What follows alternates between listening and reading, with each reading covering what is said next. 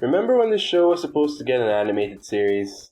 I'm not sure if I brought that up before, but like, what happened to that? I mean, sure, yeah, it was cancelled, but like, what happened specifically? Do you know? Do you remember Red Ash? Oh, right. Yeah, Remember I that remember. was supposed to get an animated series? Yeah, I do. I think, honestly, Mega Man 11 is the biggest flex I've ever seen, like, in basically every other sense. And even with Capcom, people are like, yeah, I'll just do it myself. And then they do it, like Balan Wonderland and whatever is supposed to be replacing Jet Set Radio. And everyone's like, oh, these are great. I guess they're not out yet, so we can't be say for sure, but this guy's like, I'll do it myself, and then he just didn't do it. And then the original company's like, okay, I guess then we'll do it, and then they actually pull it off. And that's, you don't really see that. Yeah, it's interesting. I mean, we could obviously reference how Sonic's apparently doing it. I'm still just sitting here like, okay, you've told us that you're taking more time to make the game. No, well, Sonic did, because, I mean, at least with Mania, they're like, when the fans are like, alright, I'll do it myself, Sonic's like, sure, do it for us. Yeah, well, it was since that wasn't exec decision in the end. But I mean, in the case where, like, for right now, Forces has caused the modding community to just like, okay, that's it. We're moving over to 3D Sonic just to show you fools. Yeah, I'm seeing so many 3D Sonic demos, and everyone going, wow, the handling of that, the impact shots, everything looks great. And it's like, yeah, well. I mean, that just proves that there are a lot of styles that can work. They're just done terribly. Yeah, and usually fans indulging in what they think would be good. Not usually. Often it turns out terribly. Like the 10,000 Pokemon fan games with their awful plots, and Ash makes an appearance, and just so much garbage. I mean, the thing is with a lot of and stuff, also the terrible Fakey-Man. Yes, those. But the thing is with a lot of stuff in the Sonic fan base, a lot of people seem to surprisingly know what they're saying this time. Or maybe it was always like that and it was again just like another loud minority kind of thing. Because like everybody can see Sonic Utopia and be like, okay, this is amazing, but we are definitely going to need more direction. The game is great for just like starting out, but if you were to continue the free roaming to start, there needs to be like either more incentive or something else. There needs to be a great overworld. Yeah, they're just like... There has to be a big overworld. Like, imagine Sonic running through a Breath of the Wild size overworld. I mean, that's technically what Sonic Utopia is, kind of, for a little bit. So, in that essence, we're just like, okay, the reward for exploration can't be simple power-ups. So that's the first thing. And pretty much everyone just understands and agrees with it. Then there's... I think there's in Sonic, it's almost like the fan base is incredibly splintered when it comes to what games they like, but they all seem to be on the same page when it comes to what games they want. That's interesting. Because like everyone always, there's so much arguments about which games are good. But then when you see fan games, they all have the same ideas in terms of what they really think should be worked on. Yeah, that's a really interesting way of putting it. So it's like there's a diverse range of what people accept in a Sonic game, but there does seem to be one semi-focused vision of what the ideal one would be. Because I'm like thinking, two standout examples come to me. Sonic Utopia. No, not Sonic Utopia. Sonic Freedom. That one basically appeals to the people who like the. Even though this background is very simple, I really like it. Yeah, But continue. it does its job. Sonic Freedom, even though just like it's something where that's for people who like the Toei Sonic and the feel of it, and like how it translates into gameplay. And the system is that you can do a lot of Sonic's tricks, like Sonic's tricks in the Sonic OVA, if you have rings. It takes up rings to do those special tricks. And I'm like, that's great. That's like an extra incentive to keep your rings, so you can keep not going. Just be like, oh, I have one, whatever. Exactly. Yeah. Just like that finally gives it more, just like more use. We've been needing that for a while. I think that's the thing. I'm interrupting you a lot. I think that's the thing where it's discussion. like It's understandable. There's a lot of franchises now where they had a way of doing things that were there for like for reasons that are not really necessary anymore, like the existence of coins and lives in Mario, or how the Zelda mechanics work, or the rings. And now newer games they really need to find more incentive to justify these things and make more use of them. Like Mario Maker 2 making coins a bit more useful. Stuff like that is just really should be not the goal, but a way of reimagining things rather than just getting rid of mechanics. Just make changes, make use of them in more interesting ways. Like, I don't think Zelda needs to get rid of dungeons or their items or things like that. Just, I don't know, find ways to make it work. Yeah. I don't think it's impossible. Then there's Spark the Electric Jester 2. The original was a 3D Sonic thing, but just like after that, no, the original was a 2D Sonic thing, but after that, like they made a 3D Sonic thing, and while I haven't seen more than like maybe 2 or so stages on it, the speed and the ways you can traverse and just like the openness of it's like if Sonic Utopia was more streamlined but more free in how you could approach it.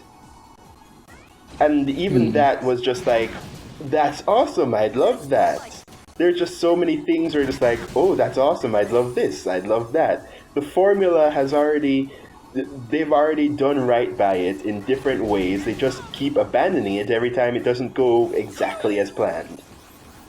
Yeah, I don't know if I've made this before. It's the difference between Sonic. Every game's an entirely new experience because they never leave things long enough to have anything refined. Or Zelda, every game's an entirely new experience because they refined it so quickly and then decided let's do something else now. Well, the thing it's like Sonic wants to be Zelda in terms of changing their mechanics every game. The problem with that is that we had things working out for a little bit, for a while, and it was fine. Oh jeez. Okay. Oh darn it. See, still couldn't hang on, even though the wind was blowing me to that direction. But whatever. When I saw you have to hang on there, I'm thinking that's not going to work. That seems to be very finicky, and then you died immediately. Anyways, what was I saying? Oh right, okay. So the thing is that the modern era, starting with Unleashed, it was like, okay, you're good, you're going somewhere, you keep ruining some things, but you're still working out. In Unleashed, the sense of adventure and the daytime stages were cool. The problem is that the daytime stages went too long, so that you could easily make a mistake at the end, and then boop, your ranking is down. And And I mean, those guys just had so much level design. yeah, I know. It's crazy looking at where we are now, isn't it?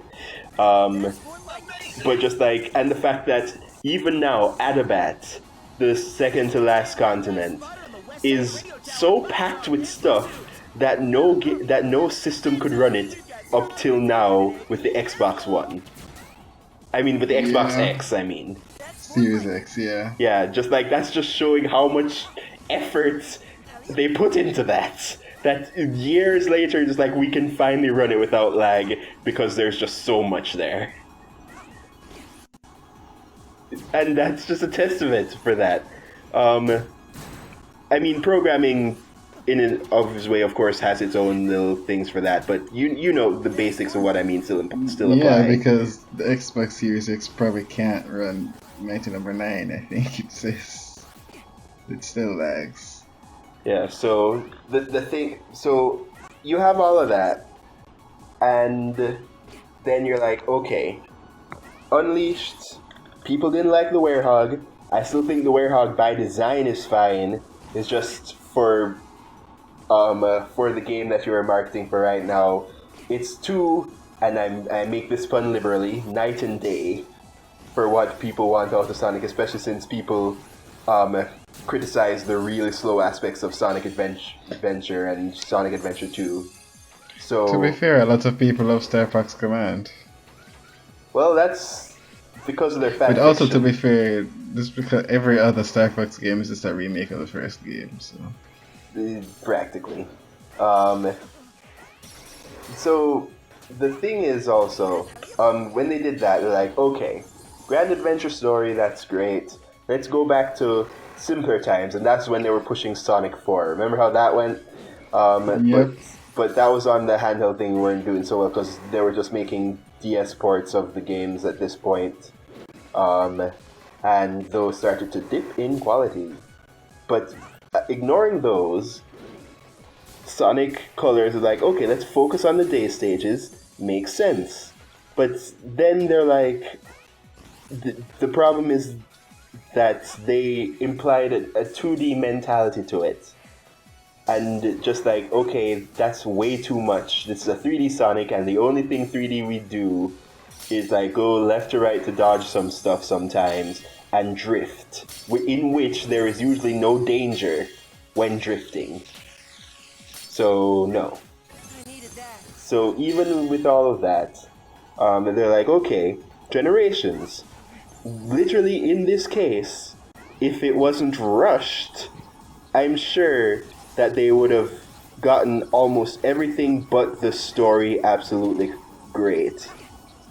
Because I still think the story, with how they were handling it, fundamentally would have had some issues. Because from what it seemed, it was still just like a basic story, with just like what seemed to have been planned is that after every stage, Sonic and Tails like make a quip or two about the stage instead of only in the first two. And I might be wrong, but that's what it seems That was like. so surreal. Yeah, so just like, I still think that if it was given enough time to do its thing, it's likely that everything but the story would have been perfect.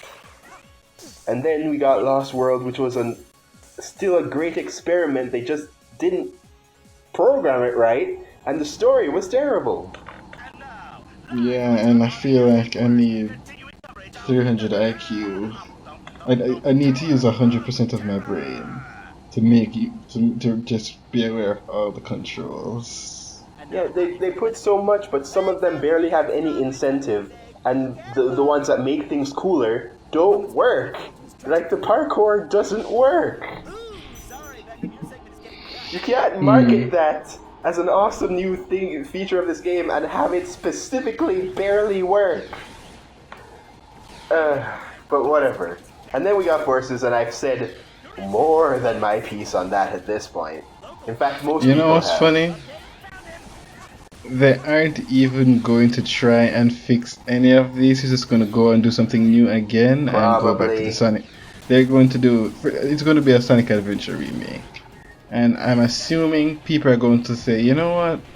I don't really like this kind of gameplay style anymore. I'm sure a substantial amount of the fan base are going to say that. And so things are going to be more divided again. I mean, the game probably won't be bad, but because it's going back to the adventure style, it's definitely going to be divisive. Yeah, well, I still think that on this point, there's so much. Because even when you point out the fan games and just that's one thing, but the story is easy to just be done better in a lot of cases. I know that so many people are like, oh, let's make the story better, but in a lot of these cases, yes, they could. It wouldn't be hard. Yeah. In fact, today, as a matter of fact, there was Radical Soda actually finished the main part. So basically, the main story of his Pokemon Sword and Shield review, and just like wow. I need to go and watch that. Wait, oh what? yeah, I heard that's. I need to go back and watch the rest of those. I know the story is terrible. Yeah, but just like going to the end here when he really breaks certain things down. Like, even things, again, it's even things I know, it's just how he explains it, like, oh wow, that's worse than I thought, I think. Because, like, there was one point where Oleana's supposed to be pacing around, but instead they made her walk forward, turn around, and walk back. No, yeah, it's that thing where it's, I don't understand, there's certain, the game shouldn't be in 3D. Yeah, I he don't said that understand. at the end, actually. He very specifically said, like, ever since they went to 3D, they keep messing things up. Yeah. So he's your favorite person now. Yeah, I always say that almost everything wrong with the entire franchise can be traced back to going 3D. And that's the biggest mistake they ever did, and the franchise will never recover. They just don't know how to. The more 3D they go, the worse it gets. Because they can't make 3D worlds. Sun and Moon, while again a lot of missed potential in cases, was still not bad. I really enjoyed it, and even looking back.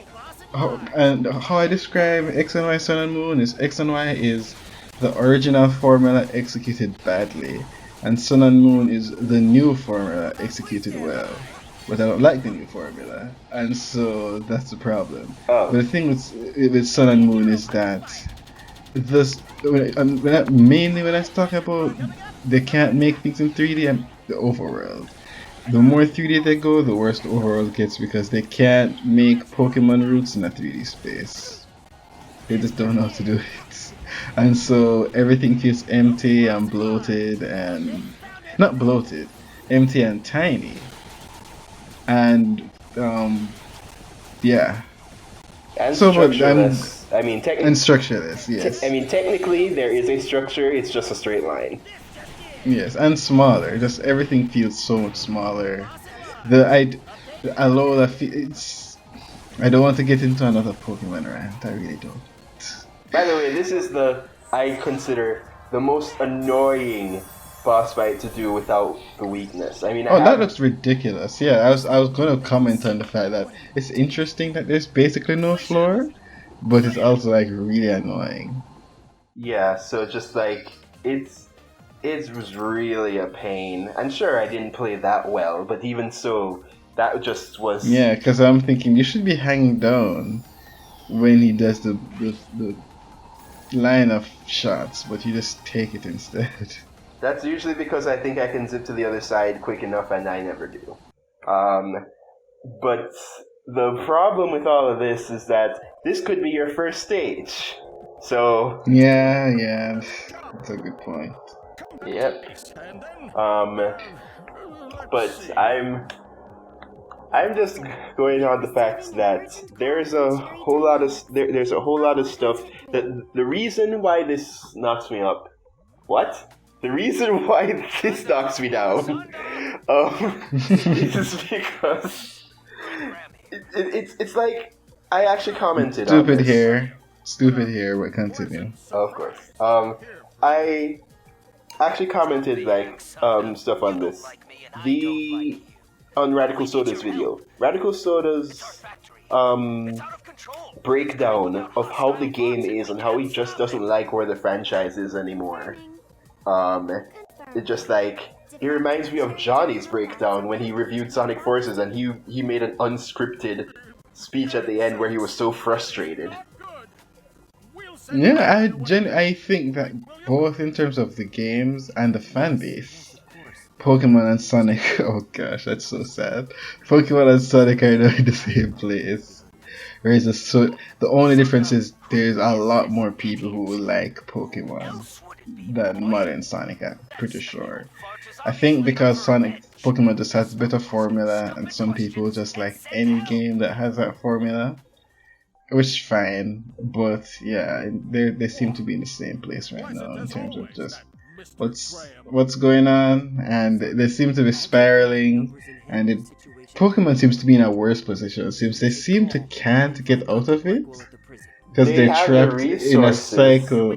I mean, they have the resources, But they don't know how to use it, apparently, or they're using it terribly. It's always that little bing bong they of always which one seem- is the more thing. I mean, I'm gonna say it's self-imposed, but it's so self-imposed that I don't see it changing. So yeah, I don't think they can get out of it. Where they're always behind, they're always cutting content because they're like, did you see the thing about how the trials were one of the last things that were made in Sun and Moon, and it shows because they progressively get less and less content filled. And it's like, how do you end up in a situation like that, where you're all like, hey, X and Y, they spend so much time on the 3D models. That's why there's no content in the games, because these are future proof. It's like, how do you find yourself in a situation where this thing just takes up all of your time, and you don't have enough time to just put in content? I mean, and part of that was every Sonic time. Forces. Part of that actually happened in Sonic Forces as well, where they developed a new engine for the physics. And people are just like, but the original Hedgehog engine worked fine!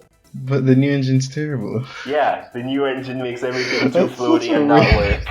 That's so weird. Yep. So they spend so much of the development time on that instead of, everything else, and it doesn't even work.